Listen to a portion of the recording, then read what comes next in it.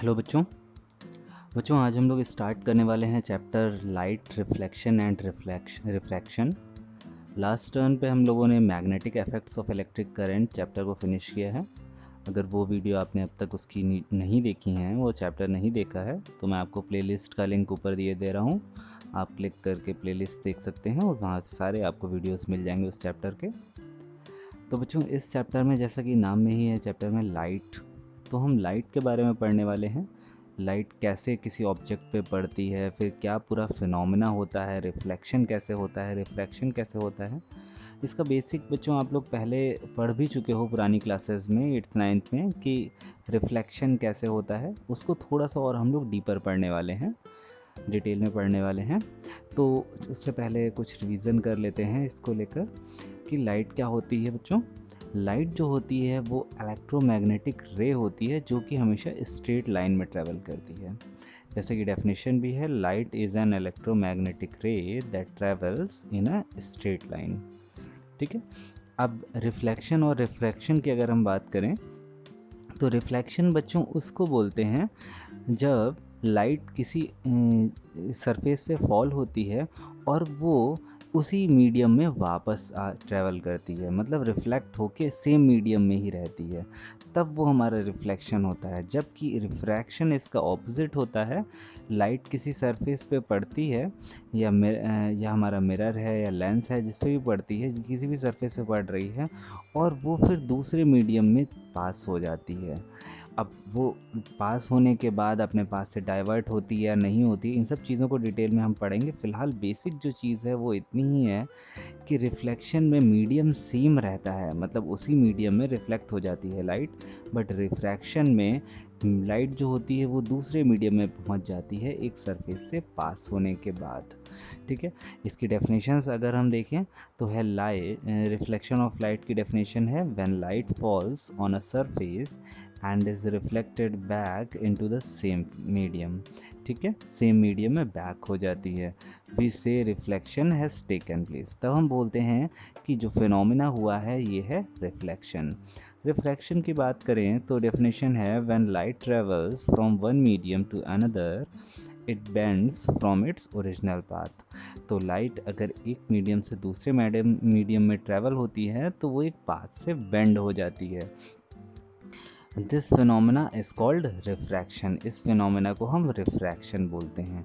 अब ये बेंड कितनी होती है और क्यों होती है, इसको भी अभी हम डिटेल में पढ़ेंगे बच्चों। अगर मैं एक लाइन में आपको बताऊं तो बेंड का मतलब बेंड उतनी होती है जिस हिसाब से दोनों मीडियम में डिफरेंस होता है, दोनों मीडियम के रिफ्रैक्टिव इंडेक्स में डिफरेंस होता है। अब रिफ्रैक्टिव इंडेक्स को भी हम आगे पढ़ेंगे।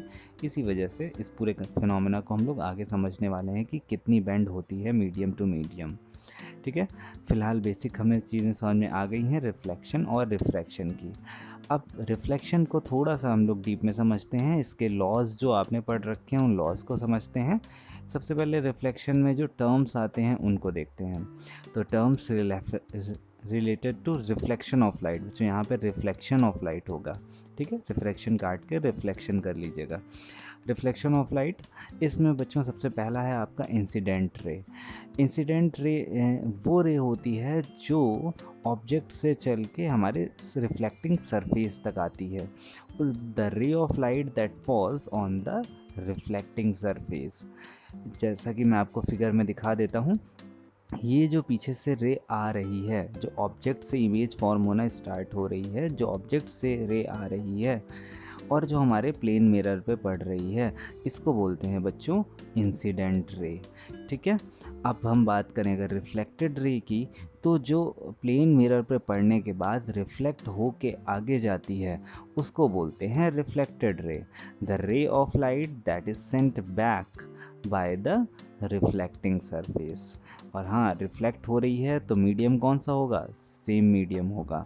ठीक है। फिगर में हम देख सकते हैं प्लेन मिरर से रिफ्लेक्ट होके सेम मीडियम में वापस जा रही है, तो इसको बोलेंगे हम रिफ्लेक्टेड रे। अगर यहीं से नीचे पास हो जाती रे तो वो रिफ्रैक्शन हो जाता फिनोमेना, मतलब वापस ना जाके ये आगे चली जाती, भले ही थोड़ा सा बेंड हो जाती, तो हम इसको बोलते हैं रिफ्रैक्शन। बट अभी हम बात कर रहे हैं रिफ्लेक्शन की। ठीक है। अब नॉर्मल की बात करें तो the normal is a line at right angle to the reflecting surface to the point of incidence. Normal जो होती है वो रिफ्लेक्टिंग सरफेस से 90 डिग्री होती है। सबसे पहली बात तो नॉर्मल यहाँ पे जो नहीं लिखा हुआ है वो मैं आपको बता देता हूँ कि नॉर्मल जो होती है वो एक इमेजिनरी लाइन होती है, वो रियल में नहीं होती है। वो सिर्फ हम अपनी कैलकुलेशन के एंगल की कैलकुलेशंस के लिए खुद उसको इमेजिन करते हैं और उसको ड्रॉ करते हैं। तो बच्चों ये रेड लाइन आपको दिख रही है जो प्लेन मिरर से 90 डिग्री है, ये नॉर्मल होती है, ये इमेजिनरी होती है, रियल में एग्जिस्ट नहीं करती है। तो यहाँ पे ये सारी चीज़ें रियल में एग्जिस्ट कर रही हैं, incident ray, reflected ray, plane mirror, ये सब रियल में है, बट नॉर्मल जो है वो इमेजिनरी होता है। ठीक है। और नॉर्मल होता क्या है? Normal is a imaginary line which is perpendicular to the plane mirror और सरफेस। ठीक है, इससे परपेंडिकुलर होती है। तो दूसरी डेफिनेशन यहाँ पे लिखी हुई है, the normal is a line at right angle to the reflecting surface to the point of incidence. Point of incidence पे बनाते हैं हम नॉर्मल को। ठीक है। अब एंगल ऑफ इंसिडेंस की बात करें तो बच्चों एंगल ऑफ इंसिडेंस वो होता है जो हमारी इंसिडेंस रे होती है ना, उससे और नॉर्मल के बीच में जो भी एंगल बनता है, जैसा कि मैं आपको फिगर में दिखा देता हूँ, ये इंसिडेंट रे है और ये हमारी नॉर्मल है। तो इन दोनों के बीच में जो एंगल बनेगा इसको बोलेंगे एंगल ऑफ इंसिडेंस। ऐसे ही जो रिफ्लेक्टेड रे है और जो ये हमारी नॉर्मल है, इन दोनों के बीच में जो एंगल बनता है इसको बोलते हैं एंगल ऑफ रिफ्लेक्शन। तो यहाँ पे दोनों मैंने आपको बता दिया। एंगल ऑफ इंसिडेंस की डेफिनेशन एक बार और देखते हैं। It is the angle made by the incident रे एंड द नॉर्मल। और एंगल ऑफ रिफ्लेक्शन भी मैंने आपको समझा दिया। इसकी डेफिनेशन है, it is the angle made by the reflected ray and the normal. अब बात करते हैं ऑब्जेक्ट और इमेज की। तो ऑब्जेक्ट क्या होता है? जहाँ से बच्चों इमेज फॉर्म होना स्टार्ट होती है, या जहाँ से रे स्टार्ट होती है। तो it is the thing that forms an image on the screen. और इसी की इमेज जो होती है वो स्क्रीन पे बनती है। ऑब्जेक्ट की ही तो इमेज बनेगी। अब इमेज क्या होता है? इमेज बच्चों ये होता है जो भी रिफ्लेक्शन ऑब्जेक्ट का हमारे स्क्रीन पे बनता है वो उसको हम इमेज बोलते हैं। It is the reflection of the object on the screen. ठीक है। वर्चुअल और रियल इमेज, दो टाइप की इमेज होती है आपकी।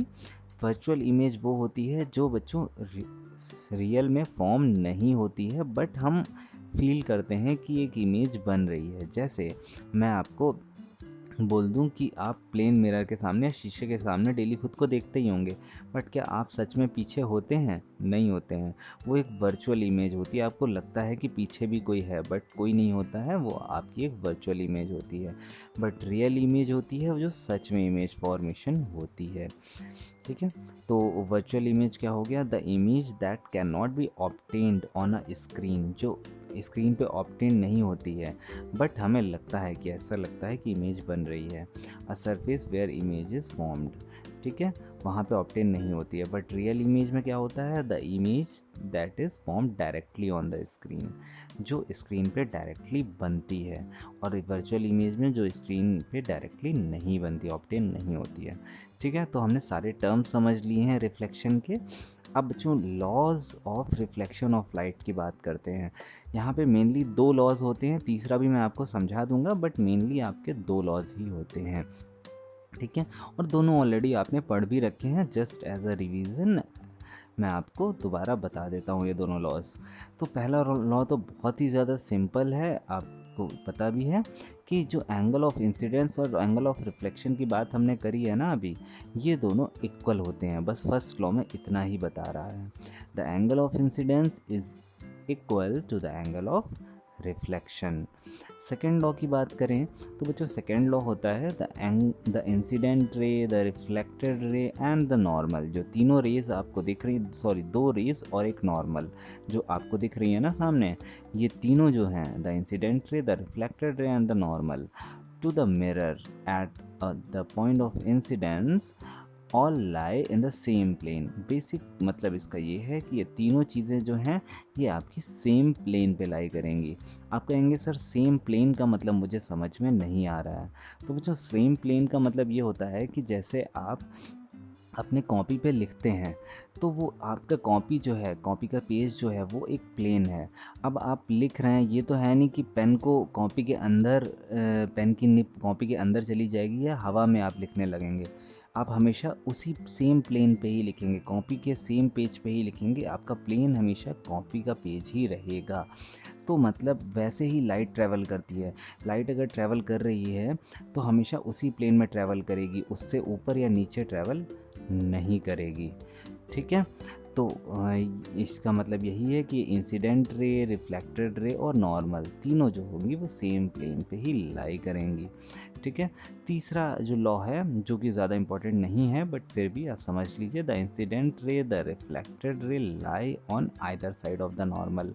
मतलब ये एक इंसिडेंट रे और रिफ्लेक्टेड रे ये एक एक साइड पे लाई करेंगे नॉर्मल के। मतलब एक साइड पे इंसिडेंट रे होगी नॉर्मल के और दूसरी साइड पे रिफ्लेक्टेड रे होगी नॉर्मल के अपोजिट साइड में दोनों रेज होंगी। ठीक है, तो ये आपके laws of reflection of light हो गए।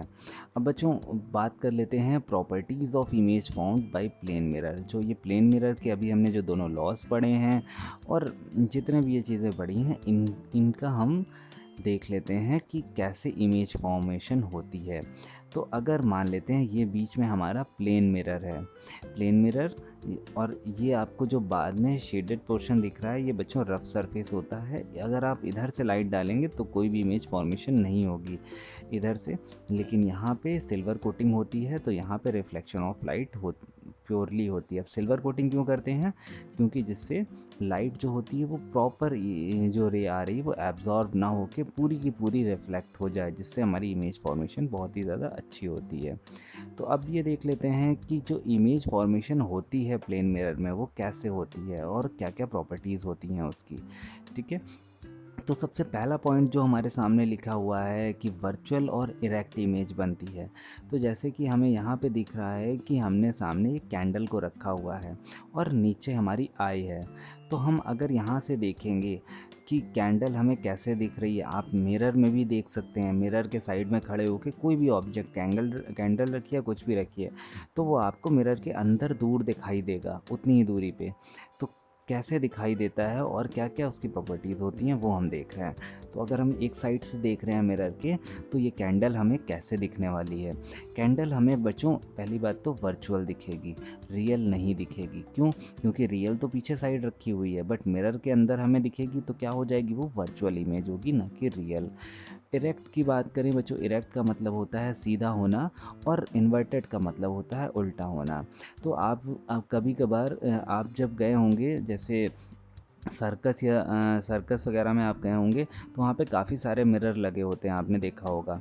तो मिरर में क्या होता है, कभी कभी आप खड़े होते हैं, आपके सामने उल्टी इमेज बनती है, तो वो इमेज जो होती है उसको इन्वर्टेड इमेज बोलते हैं। इरेक्ट का मतलब होता है सीधा होना, सीधी इमेज होना। तो जो यहाँ पे कैंडल है वो वैसे ही सीधी बनेगी ना कि उल्टी बनेगी। ठीक है, तो ये erect image virtual and erect image होगी। सेकेंड पॉइंट की बात करें, of the same size as of the object. यहाँ पे कभी भी ऐसा नहीं होगा कि आपकी कैंडल इतनी बड़ी है तो इमेज जो मिरर में बन रही है वो या तो ज़्यादा बड़ी हो जाए या छोटी हो जाए, ऐसा नहीं होता है। सेम साइज़ की बनती है जितना ऑब्जेक्ट होता है। प्लेन मिरर की बात कर रहा हूँ मैं बच्चों। At the same distance from the mirror as the object is in front of it. ठीक है, जितनी दूरी पे मिरर से जितनी दूरी पे कैंडल रखी हुई है अंदर भी उतनी ही डिस्टेंस पे दिखाएगा, ज़्यादा या कम डिस्टेंस नहीं होगी। तो at the same distance from the mirror as the object is in front of it, और लेटरली इन्वर्टेड होगी। अब आप कहेंगे सर आपने तो बोला था इरेक्ट होगी बट यहाँ पे तो इन्वर्टेड लिखा हुआ है। तो बच्चों यहाँ पे इन्वर्टेड के साथ में एक चीज़ और लिखी हुई है, लेटरली।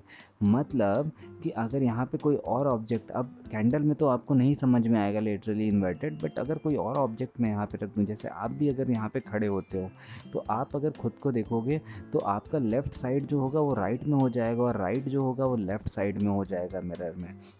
तो ये जो होता है लेफ़्ट और राइट का जो चेंज हो जाता है, मैं ऊपर से नीचे की बात नहीं कर रहा हूँ कि आपका सर नीचे हो जाएगा पैर ऊपर हो जाएंगे, तो वो हो जाएगा इन्वर्टेड, आपका वर्टिकली इन्वर्टेड। बट यहाँ पे लेटरली इन्वर्टेड की बात कर रहा है कि लेफ़्ट साइड जो होगी वो राइट हो जाएगी और राइट होगा वो लेफ़्ट हो जाएगा। तो बच्चों ये प्रॉपर्टीज़ भी हमने पढ़ ली है प्लेन मिरर की, और प्लेन मिरर के साथ में रिफ्लेक्शन का आधा पोर्शन हम लोगों ने ख़त्म कर लिया है। तो बच्चों कल हम लोग पढ़ेंगे स्फेरिकल मिरर, या नेक्स्ट वीडियो में हम लोग पढ़ने वाले हैं स्फेरिकल मिरर के बारे में। अभी तक हम लोगों ने प्लेन मिरर को ख़त्म किया है। स्फेरिकल में आपके दो टाइप के होते हैं, कॉन्वेक्स और कॉन्केव मिरर, उनको हम डिटेल में पढ़ेंगे नेक्स्ट वीडियो में। उसका लिंक मैं आपको ऊपर दिए दे रहा हूँ बच्चों। अगर इसमें रिफ्लेक्शन के प्लेन मिरर में आपको कोई भी डाउट है तो आप कमेंट करिएगा, मैं आपको एक्सप्लेन कर दूंगा। ओके बच्चों, थैंक यू।